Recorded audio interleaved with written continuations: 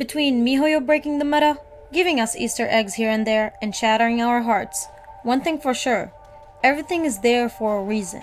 And this enemy in particular, was the last piece I needed for everything to come together, and finally solve my greatest obsessions of who is behind the tree that Sue talked about. Hello and what's up everybody, welcome back to my channel. If you are new here, make sure to subscribe and become one of the bunnies, and if you're coming back, oh boy, we have a good video today. So buckle up because we are meeting the traitor Alicia soon. Now, before version 5.0 hit the global, I had a theory that, as wild as it is, it made sense to me, but I had a lot of problems backing it up.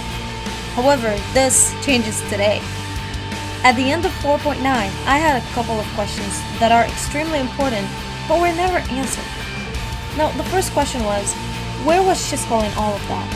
You might tell me that they were saving citizens, which is so unbelievable, and knowing who Schicksal is, your point is immediately invalid, considering that Schicksal literally has laboratories packed with kids as lab rats, and the second eruption is the biggest example of it. Your second guess would be, why would they interfere if it's not their territory? But you forgot that Schicksal has no boundaries to where they are able to reach.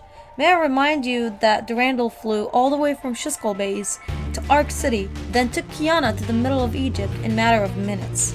And considering how Otto is willing to go so far to put all those crystals in Kiana, it only makes more suspicious. So where's Schicksal? Now, from the new PV in 5.1, we can actually notice that Durandal will be going to another universe to seek the truth, and we'll see her in her Dia and Korra battlesuit, holding a sword, which probably will be Durandal, the sword Durandal that was named after. That she was named after, and we're gonna see another version of Dr. May and another version of Dr. Al. That's exactly what he's gonna be in there actually. So yeah, we have that in here. Now, the next part. In my previous video, I made a theory about Himeko being the Herrscher of Dominance, and if you haven't watched it yet, here's a quick recap. The doll knew everything about Kiana. Whether they had spies all over the world or were able to access memories, the dolls knew everything about her, including Serene's past and the fact that Himeko has the core of haste, as well as her coincidental ability to get the gem of haste from the depth of Sea of Quanta, and her ability to make imaginary enemies when all of the dolls were made from this earth. And knowing that only Kiana, Anti-Entropy, Otto, and now we know World Serpent are able to move to the Sea of Quanta easily, those are the only suspects that we have so far. Moreover, we know that none of the dolls are actually the real Herrscher, and after the dolls were destroyed, the core is still missing, as if, it's not even on Earth to begin with. Now, here's the most important piece. In 5.0, just came, it just came out a couple of days ago, and it's fully packed with lore, and it solidifies some facts. First of all, Alicia we see right now isn't the real one, and so is everybody else in the Elysian Realm. We know that those enemies we see are made from the memory of the pioneers and the people who came to the realm. It's a mix. But if May was the only person that came in after the introduction of the imaginary enemies and the Herrscher of Domination, then who is able to actually bring them there, Even May didn't actually fight them. She didn't deal with them. And we see some new enemies that were not even there. Remember in the chapters that we were doing, Fua and Bronya were fighting enemies, but they looked like those little minion thingies doll. But in the Elysian Realm, we see other versions of them. We see that one holding a sword or two swords. So who leaves that for? The only person left there is the person who made it, Alicia. If you aren't caught up to the Chinese server lore, Mobius calls Alicia a traitor. Everybody hates Mobius, but Mobius is the only person who calls Alicia a traitor. So what makes a traitor in the eyes of Moth? What makes a traitor in the eyes of Mobius? Either plotting against Moth maybe becoming the enemy of Moth, of humanity? What is exactly behind that word? Now, Sue asked Durandal to give Otto a leaf. In that leaf, it asked Otto to go behind the tree and seek for the answers, seek for the truth. That's where all his answers will be met. And that was the trigger that set Otto on taking the beacon from Kevin. But who and what is behind the tree? Well, since I read that piece, I've been obsessed with finding the answer. And after all that time, I finally have an answer. In one of my reaction videos to the Alicia introduction, I said that elves are known to be guardians of the forest. They have a great connection to earth, trees, and life forms. Now you're gonna tell me, okay, yeah, that was because of the surgery, like Sakura had her ears, and Fuwa, and Kevin, and everybody else. Here's the thing. As I said, MiHoYo has a reason for everything. And just as Sakura had ears of a fox, because she's Japanese, Alicia has an elf ears. So what is that connected to? And she's always connected to animals, even in her stigs that you see. You can watch my previous video. It showcases her stigs, it showcases her personality, it showcases her overall structures.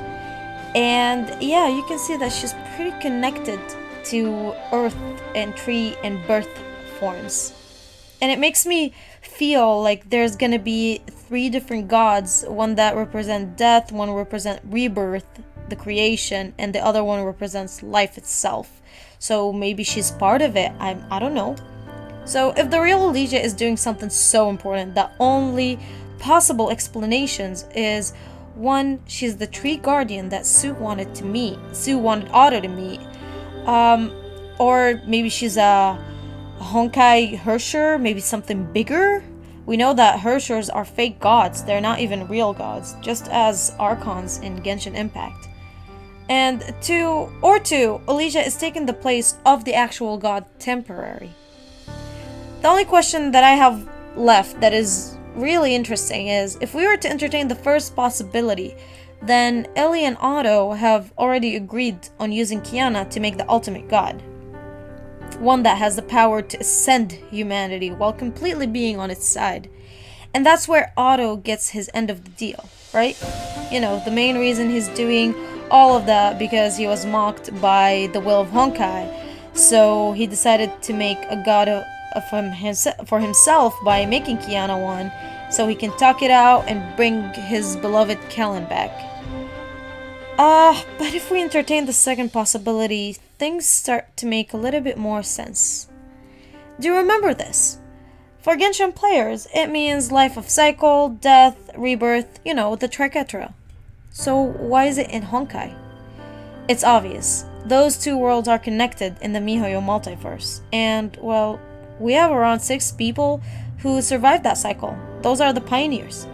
They don't only know the truth, but from what Kevin said to Alicia, you know this world will not be saved. Which means that Alicia knows the truth, but not only that, she supports it.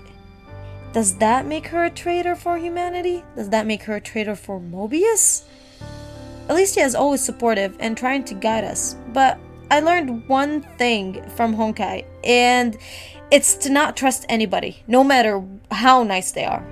In the PV for 5.1, the small elf that looks like Chibi Mobius tells May, welcome back to reality. And if you look at the surroundings, you'll notice it looks very familiar to the higher stages looks like in the Elysian Realm. As if this realm, it's some kind of a door, a direct doorway from the universe that we are in, to the imaginary space. That would literally answer why would Kevin give up such an important piece as the beacon for Otto to go around and experiment with. And why would World Serpent be built above this realm? So Mobius can go back and forth freely. And that explains kind of what Sakura is going for. And I'll talk a little bit about that in a minute.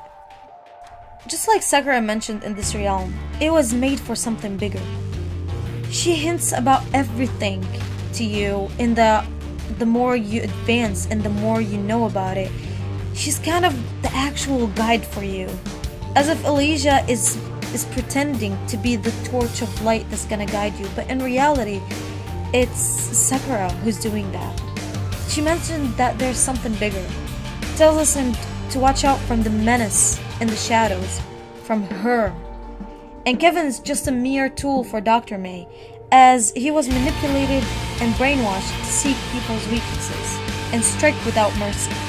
And that as well explains how and why he went for May of our era in her weakest point, the part when she was not able to do anything for Kiana, and told her to become a Hersher, take the core, knowing that Kiana will literally go for other cores and it's not gonna help her. Just losing one core will not stop Kiana from getting more and more cores. So it's not because of her, it's not because of saving Kiana. It has nothing to do with Kiana. He just wanted to strike the iron while it's hot and take full advantage of May. Another problem pops up. Who made the Elysian Realm? Obviously, the name, the answer is in the name. But that makes Alicia a participant to whatever this is. And if we go by the stories, we can realize that this realm was built after the Hersher of Binding incident and before the Hersher of Corruption, as Sakura doesn't know that Mom will kill her sister. Honkai always says that we are the test of humanity. We are the morale that was built because humanity lost its humanity. So, is Honkai really the bad here? And is Alicia here just trying to save the human race by doing the right thing? It's not about power. Maybe it's just about humanity itself. It's a big test.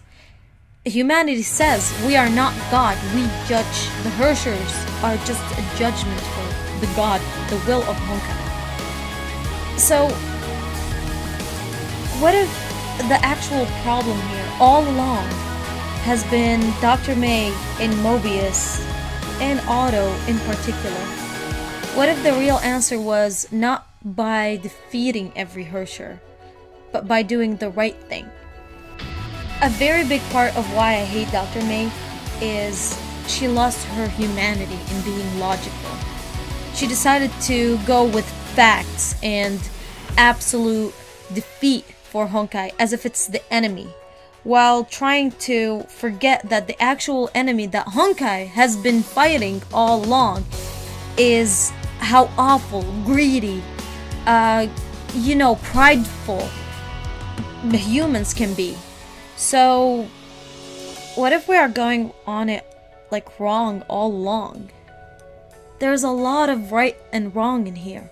Who do I think is right, who do I think is wrong is not a valid answer or a valid question to ask. It's more of whose view will prevail. And if I have to say one thing, is Moth failed because they weren't able to unite together. And because they weren't able to accept that this is how it's gonna end. They tried to defeat Honkai with absolute and brute power. They weren't actually defeating the cause of the problem. They were just, trying to cover up and kill whatever the result is, not the actual problem. And that takes us back to Sue. Remember, Sue said Otto will find the answers there, not the solution.